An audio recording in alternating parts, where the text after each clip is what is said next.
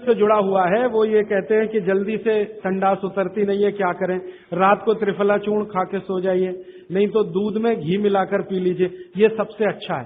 दूध में घी मिला के रात को सोने से पहले पिए तो सवेरे संडास बहुत आसानी से उतरती है और सबसे कम समय में पेट साफ होता है। नहीं तो त्रिफला भी ले सकते 3 महीने। देखिए, एक नियम हमेशा याद रखिए जो मैं बार बार कह, लगातार कोई भी दवा आयुर्वेद की 3 महीने से ज्यादा मत खाइए, और अगर जरूरत पड़ रही है तो थोड़े दिन ब्रेक दे दीजिए, 15 दिन का, 10 दिन का, 20 दिन का।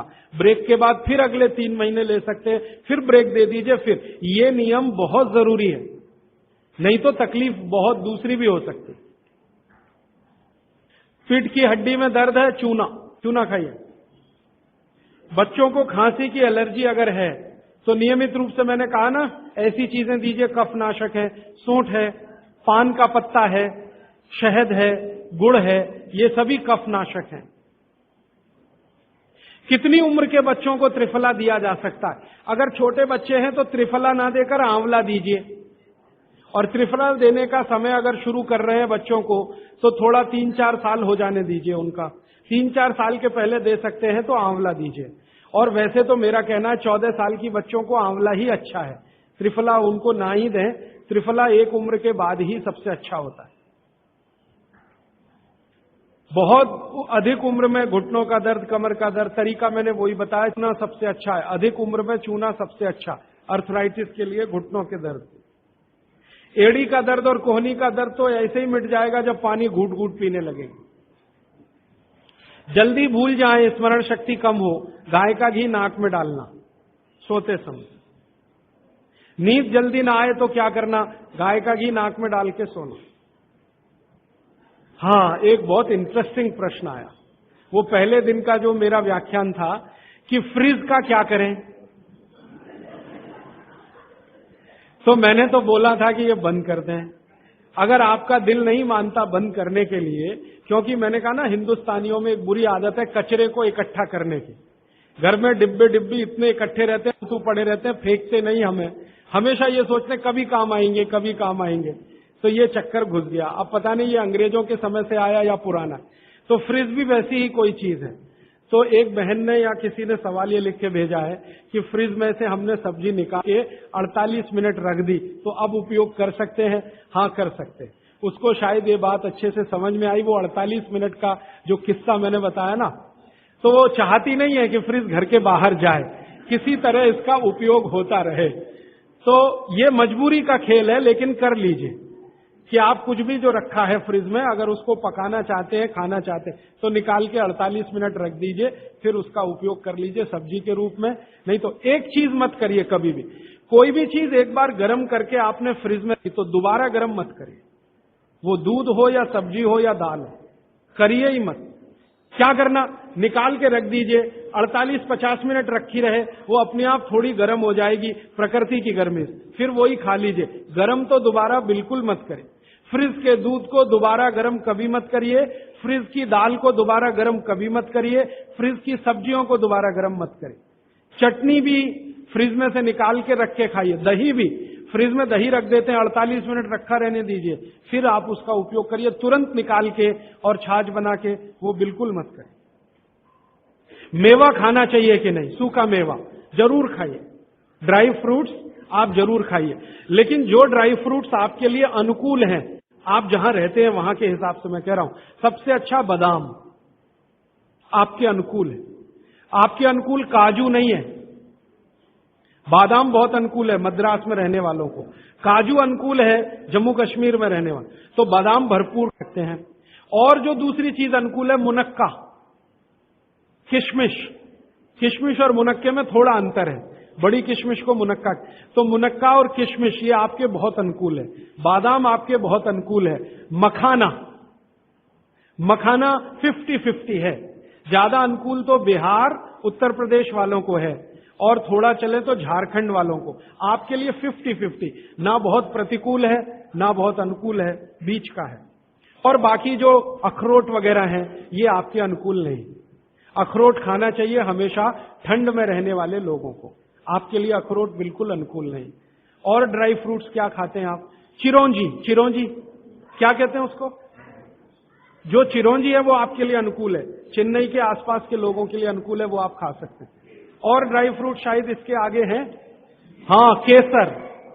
केसर अगर आप खाएं, वैसे तो औषधि है, ड्राई फ्रूट नहीं, लेकिन ये 3 महीने के आगे नहीं खा सकते, नवंबर, दिसंबर, जनवरी। और दूध में मिला के मिश्री। पिस्ता 50-50 है। अंजीर बहुत अनुकूल है सिर्फ एक ही किस्म के लोगों के लिए। इसको मैं आपको कहता हूं, जरा ध्यान से सुनो। जिनको शरीर में शक्ति की कमी लगती है, शक्ति की कमी लगती है, ताकत कम है, शक्ति कम है, उनके लिए अंजीर बहुत फायदे की है। लेकिन जिनको पहले से ही ताकत है वो ना खाएं। सेंधारू क्या होता है? एप्रिकॉट।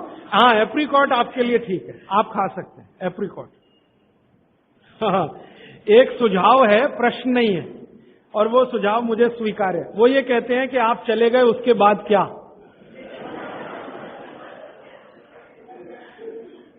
तो उसके बाद ये व्यवस्था या अभियान या ये बातें या ये ज्ञान सतत निरंतर चलता रहे, इसके लिए आपकी मेरी एक छोटी सी कोई एक एडजस्टमेंट हो जाए तो बहुत अच्छा। मैं ये चाहता हूं कि जो कुछ मैंने सीखा वो आप सीख लो।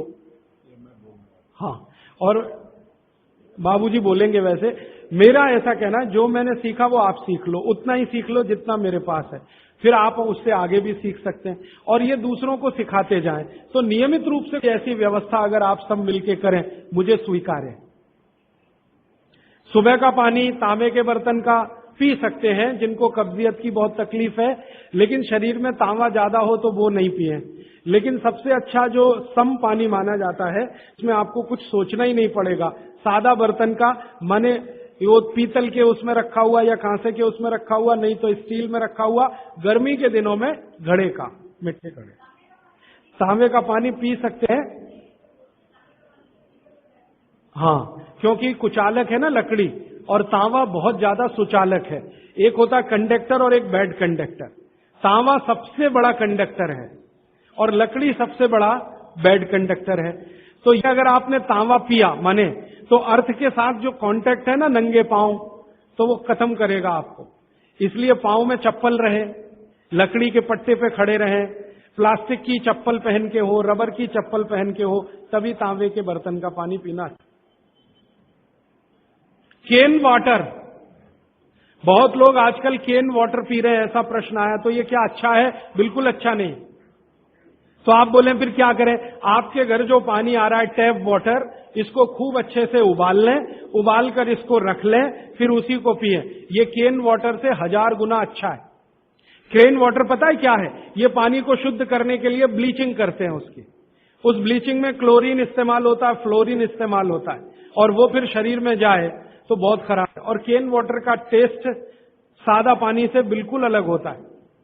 तो केन वाटर से 1000 गुना अच्छा है टैप वाटर, लेकिन उबाल कर रखा गया। हाँ, एक सवाल आ गया है जो अब तक किसी ने नहीं पूछा, शायद आपको पूछने के लिए मन में तो होगा, लेकिन आपने क्यों नहीं पूछा।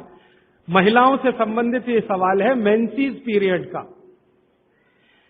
2 सवाल आए हैं। एक तो ये है कि व्हाइट डिस्चार्ज बहुत हो तो क्या करें। तो इसके लिए आप ऐसा करिए, एक आयुर्वेद की दवा इस्तेमाल करिए, उसका नाम है शतावरी। शतावरी कहीं भी मिलती है आयुर्वेद की दुकान। शतावरी चूर्ण के रूप में ले लीजिए। इस शतावरी चूर्ण को दूध में मिला लीजिए और रात को जरूर पीजिए। दूध हल्का गर्म रहे, और शतावरी डाल के दूध उबाल भी सकते हैं, फटता नहीं। शतावरी, जिनको भी व्हाइट डिस्चार्ज की समस्या है, शतावरी। और दूसरी कि जब भी मेंसेस पीरियड आता है बहुत दर्द होता है, तकलीफ होती है, इचिंग बहुत होती है, तरह तरह की खुजलियां होती है शरीर में, गुस्सा बहुत आता है, चिड़चिड़ापन वगैरह वगैरह। तो आपका जब भी मेंसेस पीरियड होता है तो आपके शरीर में वायु बहुत बढ़ी हुई है, पित्त भी थोड़ा बढ़ा हुआ रहता है। इसका बहुत आसान उपाय मैं बता देता हूं, भागवत जी का है, मेरा नहीं। वो ये कहते हैं कि मेंसेस पीरियड में सब कुछ ठीक रहे, समय से आए, समय से जाए, ज्यादा रक्त ना निकले और कम भी ना हो, इस सब चीज ठीक रखने के लिए गरम गरम पानी में, जो इतना गरम हो जैसे चाय होती है, घी मिला के पिए। गरम गरम पानी में, खूब गरम पानी में, गाय का घी आपके घर है तो बहुत अच्छा, नहीं तो कोई भैंस का भी चलेगा, 1 चम्मच मिलाएं, आधा गिलास खूब गर्म पानी खौलता हुआ घी मिला दें, थोड़ा पीने लायक हो जाए उतनी देर रखें, फिर उसको चुस्कियां ले लेकर पिए। अगर आपका मासिक 5 दिन चलता है, 4 दिन चलता, 3 दिन से मतलब नहीं, जितने दिन चलता उतने दिन। कितनी बार पी सकते हैं? दिन में 2 या 3 बार पी सकते हैं। तो अगर आपने ये शुरू किया तो सब कुछ आपका नॉर्मल हो जाएगा, सब कुछ। मेनोरेजिया है तो ठीक होगा, मेट्रोरेजिया तो ठीक होगा, सब ठीक हो जाएगा। मैं ज्यादा नहीं कहना चाहता, आप सब समझदार हैं। हर चीज आपकी दुरुस्त और तंदुरुस्त रहेगी। डिस्चार्ज वाइट है तो शतावरी लेना है, और पानी में घी मिला के किसी भी दूसरी प्रॉब्लम के लिए, मेंस पीरियड, ये घी पानी मेंसेस पीरियड में ही पिए, इसको ध्यान से सुने। मेवा से वेट बढ़ता है, काजू को छोड़कर किसी भी मेवा से वेट नहीं बढ़ता, काजू ही है जो वजन बढ़ाता है, बाकी कोई भी सूखा मेवा वजन नहीं बढ़ाता। मुंह से बदबू आती है तो समझ लो पेट साफ नहीं है, तो रात को त्रिफला खा के सो, नहीं तो दूध और घी मिला के पियो, सुबह उठते ही पानी पी लो, मुंह की बदबू बंद। हाथ पैर सुन्न हो जाते, मतलब चूना खाते रहिए।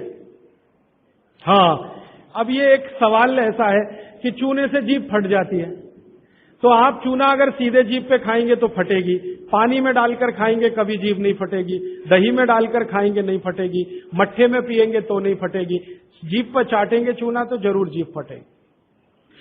अब किसी ने एक सवाल पूछा, हनी के केमिकल कंपोनेंट्स बताइए। वो किताब में पूरा है, आप पढ़ लीजिए। टीबी पेशेंट है, ट्यूबरकुलोसिस, तो आप जरूर उनको गोमूत्र पिलाइए। अगर खाली गोमूत्र, शुद्ध गोमूत्र, अर्क नहीं, खाली गोमूत्र आपने पिला दिया तो 3 से 4 महीने में टीबी जड़ से ठीक होती। दही में, या तो छाछ में, या तो पानी में, नहीं तो पान में। चूना ये पान में जो खाते हैं वो ही। और 5 मिनट रुकिए, मैंने मेरा कंक्लूड किया है, लेकिन ये आज के लिए है, जिंदगी के लिए ये कंक्लूजन नहीं है, ये तो रास्ता अभी खुला है जिंदगी के लिए। स्वदेशी द्वारा